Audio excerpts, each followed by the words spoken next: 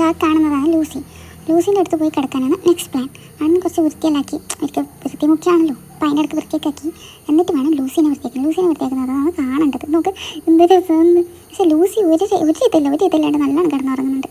പിന്നെ അത് കുറച്ച് കഴിഞ്ഞാൽ രണ്ടും കിടന്നുറങ്ങിക്കോളും. പിന്നെ പമ്മൂൻ്റെ കാര്യം അറിയാലോ, പമ്മൂടൊക്കെ ഉണ്ടായാലും കിടന്നുറങ്ങിക്കോളും. ഒരു ഉച്ചലായപ്പോൾ എന്ത് നോക്കുമ്പോൾ ലൂസി ഇവിടെ വന്ന് ഇങ്ങനെ ഉറങ്ങുന്നു.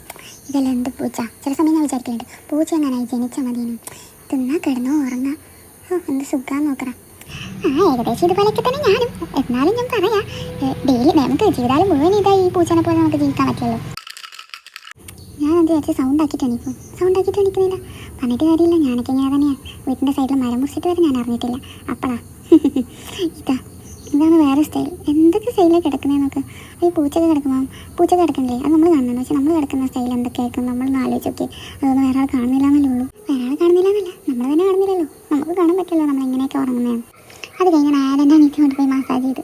എനിക്ക് ഭയങ്കര ഇഷ്ടമുള്ള സംഭവമാണ് ഇങ്ങനെ കഴുത്തിൻ്റെ ആ ഒരു ഭാഗത്ത് ഇങ്ങനെ മസാജ് ചെയ്ത് കൊടുത്താൽ ഭയങ്കര ഇഷ്ടമാണ്.